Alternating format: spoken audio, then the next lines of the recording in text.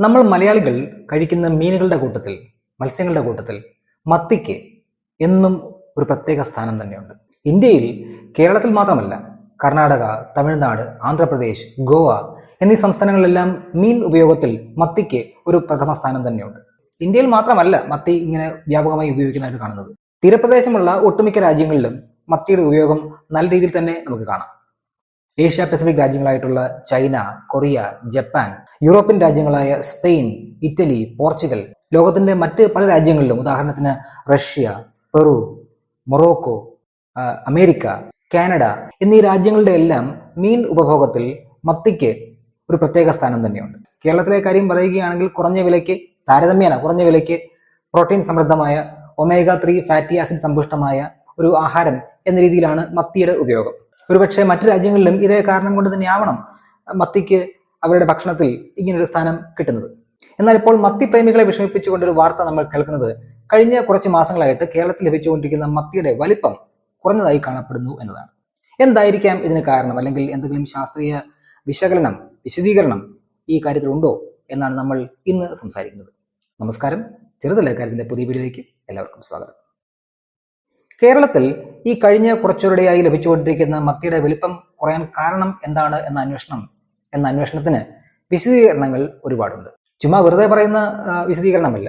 Central marine fisheries research institute CMFRI നടത്തിയ പഠനങ്ങളുടെയും അന്വേഷണങ്ങളുടെയും പിൻബലത്തിലാണ് നമ്മൾ ഈ കാര്യം സംസാരിക്കുന്നത്. ഞാൻ ഈ പറയുന്ന വിശദീകരണങ്ങളിലെല്ലാം ലിറ്ററേച്ചർ, ഗവേഷണ പ്രബന്ധത്തിന്റെ ഒരു ലിങ്ക് ഡിസ്ക്രിപ്ഷൻ ബോക്സിൽ കൊടുക്കുന്നുണ്ട്, വേണമെങ്കിൽ പരിശോധിക്കാവുന്നതാണ്. ആഗോള കാലാവസ്ഥാ വ്യതിയാനത്തിന്റെ ഭാഗമായിട്ട് സമുദ്രതാപം, കടലിന്റെ ചൂട് വർദ്ധിക്കുന്നതായിട്ടുള്ള വാർത്തകൾ പലപ്പോഴായിട്ട് നിങ്ങൾ ശ്രദ്ധിച്ചിട്ടുണ്ടാവും. ഇത് ഒരു കാരണമാണ്. അതായത് ആഗോള താപനം അല്ലെങ്കിൽ ആഗോള കാലാവസ്ഥാ വ്യതിയാനവും അതിന്റെ ഫലമായി ഉണ്ടാകുന്ന കടൽ ജലത്തിന്റെ താപമാറ്റം, ചൂടിലെ വ്യത്യാസവും അത് ഒരു കാരണമായിട്ട് പറയപ്പെടുന്നു മത്തിയുടെ വലിപ്പ വ്യത്യാസത്തിന്. കാരണം എന്താണെന്ന് നോക്കാം.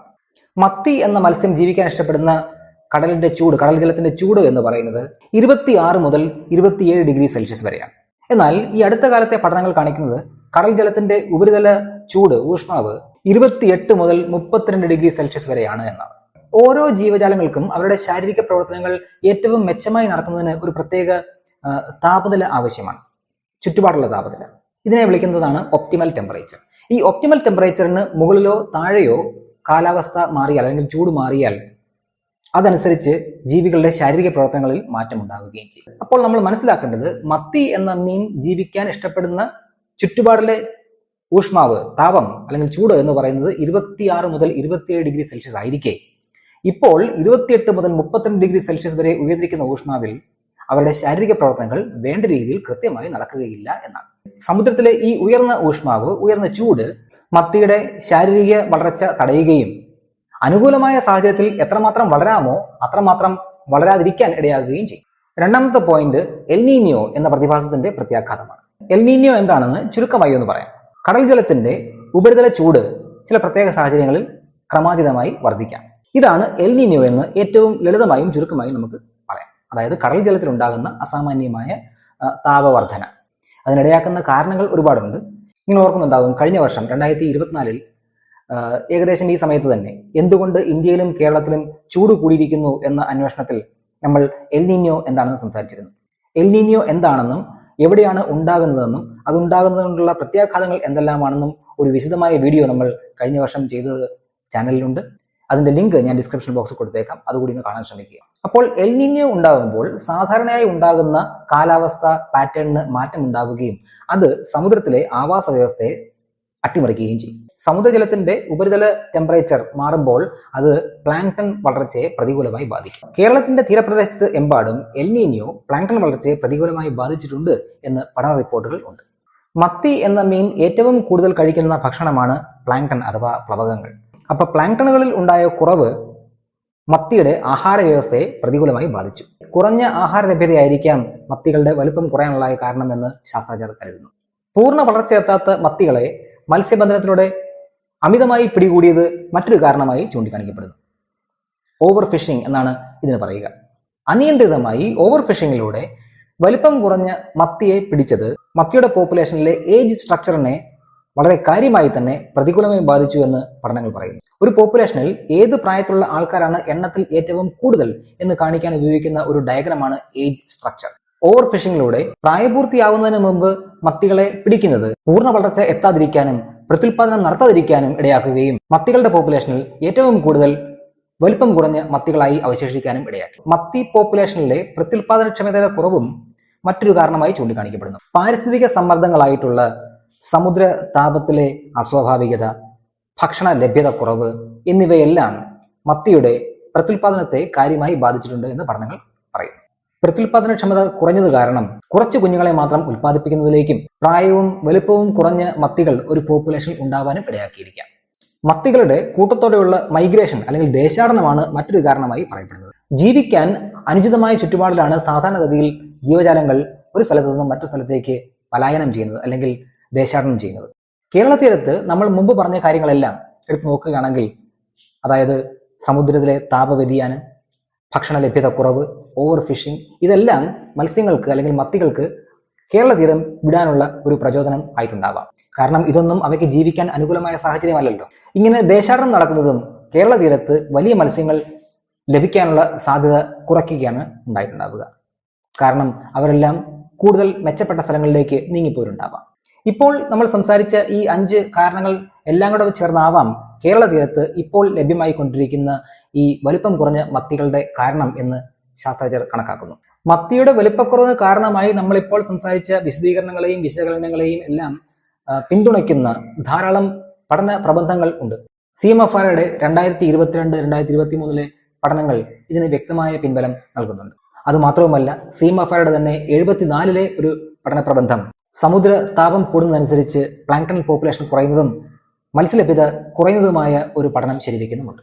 ഈ പഠനങ്ങൾ എല്ലാം കാണിക്കുന്നത് പാരിസ്ഥിതിക മാറ്റം, അമിത മത്സ്യബന്ധനം ഇവയെല്ലാം ഇപ്പോൾ ലഭിക്കുന്ന മത്തിയുടെ വലിപ്പക്കുറവിന് കാരണമായിട്ടുണ്ടാകാം എന്നാണ് പറയുന്നത്. ഇപ്പോൾ കേരളത്തിൽ ലഭിച്ചുകൊണ്ടിരിക്കുന്ന ഈ കുറഞ്ഞ വലിപ്പമുള്ള മത്സ്യങ്ങൾക്ക് കാരണമായിട്ട് പരിണാമശാസ്ത്രത്തെയും നമുക്ക് പിൻബലമാക്കാം. അഥവാ പരിണാമശാസ്ത്രത്തിന്റെ കാഴ്ചപ്പാടിലൂടെയും നമുക്ക് എന്തുകൊണ്ട് ഇപ്പോൾ കേരളത്തിൽ വലിപ്പം കുറഞ്ഞ മത്തികൾ ലഭിക്കുന്നു എന്ന് വിശദീകരിക്കാം. ഇതിനെ വിളിക്കുന്നത് ഫിഷറീസ് ഇൻഡ്യൂസ്ഡ് എവല്യൂഷൻ, FIE എന്നാണ്. ഈ വിശദീകരണം കേൾക്കുമ്പോൾ നിങ്ങൾ മനസ്സിൽ ഒരു റെഫറൻസ് വെക്കണം. ഇതിലേക്ക് കടക്കുന്നതിന് മുമ്പ് നിങ്ങൾ മനസ്സിൽ വെക്കേണ്ട ഒരു കാര്യം, ഒരു മത്തി പോപ്പുലേഷനെ സങ്കല്പിക്കുക. 10,000-കണക്കിന് ലക്ഷക്കണക്കിന് മത്തികൾ ഉൾക്കൊള്ളുന്ന ഒരു പോപ്പുലേഷൻ. അതിൽ വലുതും ചെറുതുമായ നിരവധി മത്തികൾ ഉണ്ട്. ഈ പോപ്പുലേഷൻ നിരന്തരമായ ഓവർ ഫിഷിങ്ങിന് വിധേയമായിക്കൊണ്ടിരിക്കുകയാണ്. അതിൽ നിന്ന് നമ്മൾ നിരന്തരമായി മത്സ്യങ്ങളെ പിടിച്ചു മാറ്റിക്കൊണ്ടിരിക്കുന്നു എന്ന് സങ്കല്പിക്കുക. ഓവർ ഫിഷിങ്ങിലൂടെ നമ്മൾ നിരന്തരമായി വലിയ മത്സ്യങ്ങളെയാണ് പിടിച്ചു മാറ്റുന്നത് എന്നിരിക്കട്ടെ, അതും അവർ മുട്ടകൾ ഇടുന്നതിന് മുമ്പ്. ഇത് ആ പോപ്പുലേഷനിൽ ഒരു സെലക്ഷൻ പ്രഷർ ഉണ്ടാക്കും. അതായത് നിരന്തരമായി വലിയ മത്സ്യങ്ങൾ അവർ മുട്ടകൾ ഇടുന്നതിന് മുമ്പ് പിടിക്കപ്പെടുമ്പോൾ പിന്നെ ആര് മാത്രമേ ശേഷിക്കുന്നുള്ളൂ ആ പോപ്പുലേഷനിൽ? വലിപ്പം കുറഞ്ഞ മത്തികൾ. വംശം നിലനിർത്താൻ ഈ പോപ്പുലേഷന് പിന്നെ ഒരു വഴിയേ ഉള്ളൂ. ഇതൊരു അഡാപ്റ്റീവ് സ്ട്രാറ്റജിയാണ്. വലിപ്പമേറിയ മത്സ്യങ്ങൾ പിടിച്ചു മാറ്റപ്പെടുന്നു. അങ്ങനെയെങ്കിൽ എന്തുകൊണ്ട് വലിപ്പം വെക്കുന്നതിന് മുമ്പ് തന്നെ മുട്ടകളിട്ട് പ്രജനനം ചെയ്തുകൂടാ? അങ്ങനെ വരുമ്പോൾ ആ പോപ്പുലേഷനിൽ നിരന്തരം ഉണ്ടാകാൻ പോകുന്നത് ആരായിരിക്കും? ചെറിയ വലിപ്പം കുറഞ്ഞ മത്തിക്കുഞ്ഞുങ്ങൾ. ഈ പ്രവണത ഒരു നാച്ചുറൽ സെലക്ഷനിലേക്ക് നയിക്കും. അതായത് വലിപ്പം പൂർണ്ണമായി പ്രാപിക്കുന്നതിന് മുമ്പ് തന്നെ പ്രത്യുൽപാദനക്ഷമത കൈവരിക്കുക. ഞാൻ ഈ പറഞ്ഞത് നിങ്ങൾക്ക് പൂർണ്ണമായിട്ടും മനസ്സിലായി എന്ന് വിചാരിക്കട്ടെ. എന്താണ് എവല്യൂഷൻ എന്നുകൂടി മനസ്സിലാക്കിയാൽ കാര്യങ്ങൾ എളുപ്പമാവും. എവല്യൂഷൻ മനസ്സിലാക്കാൻ ഒറ്റ കാര്യം ഓർത്താൽ മതി. ഒരു പോപ്പുലേഷനിൽ ഏറ്റവും അധികം കാണപ്പെടുന്ന ജീനുകൾ ഏതാണോ ആ ജീനുകളായിരിക്കും അടുത്ത തലമുറയിലേക്ക് കൈമാറ്റം ചെയ്യപ്പെടുക. പ്രകൃതിയിൽ പരിണാമം എങ്ങനെ നടക്കുന്നു എന്നതിനെ വിശദമാക്കുന്ന ഒരു വീഡിയോ മുമ്പ് നമ്മൾ ചെയ്തത് ചാനലിലുണ്ട്. അതിന്റെ ലിങ്കും ഞാൻ ഡിസ്ക്രിപ്ഷൻ ബോക്സിൽ കൊടുത്തേക്കാം. നിങ്ങൾ അതുകൂടി ഒന്ന് കാണാൻ ശ്രമിക്കുക. ഇവിടെ മത്തികളുടെ കാര്യം പറയുമ്പോൾ വലിയ ആൾക്കാർ എല്ലാം പിടിക്കപ്പെടുകയും അവശേഷിക്കുന്ന ചെറിയ ആൾക്കാർ പൂർണ്ണ സൈസ് ആകുന്നതിന് മുമ്പ് തന്നെ മുട്ടകൾ ഇടാൻ പ്രാപ്തരാകുകയും ചെയ്യുമ്പോൾ ആ ഒരു പ്രവണത, ജീനുകളിലെ ആ പ്രവണതയാണ് അടുത്ത തലമുറയിലേക്ക് കൈമാറ്റം ചെയ്തു പോവുക. ഇത് ആ പോപ്പുലേഷൻ മുഴുവൻ വലിപ്പം കുറഞ്ഞ് ചെറിയ മത്തികൾ ഉണ്ടാവാൻ ഇടയാക്കും. ഈ പറഞ്ഞ വിശദീകരണത്തിനും ശാസ്ത്രീയമായ പഠനത്തിന്റെ പിൻബലമുണ്ട്. ഓവർ ഫിഷിംഗ്, അതായത് അമിതമായ മത്സ്യബന്ധനം, നോർത്ത് അറ്റ്ലാന്റിക് സമുദ്രത്തിലെ കോഡ് മത്സ്യങ്ങളുടെ വലിപ്പം കുറച്ചതായി പഠനങ്ങളുണ്ട്. ഗാഡസ് മോർഹുവ എന്നാണ് കോഡ് മത്സ്യത്തിന്റെ ശാസ്ത്രനാമം. പസഫിക് സമുദ്രത്തിൽ കാണപ്പെടുന്ന ക്ലൂപ്പിയ പല്ലാസി എന്ന പസഫിക് ഹെറിംഗ് മത്സ്യങ്ങളിലും സമാനമായ പഠനം ഉണ്ട്. എന്നാൽ ഇപ്പോൾ കണ്ടുകൊണ്ടിരിക്കുന്ന ഈ പ്രതിഭാസം മത്തിയുടെ വലുപ്പത്തിൽ ഉണ്ടാകുന്ന ഏറ്റക്കുറച്ചിലുകൾ ആവർത്തിച്ചുള്ള ഒരു ക്രമം പോലെയാണ്. ഒരേ വർഷം തന്നെ പിടിക്കുന്ന മത്തികളുടെ വലുപ്പത്തിൽ മാറ്റം ഉണ്ടാകാം.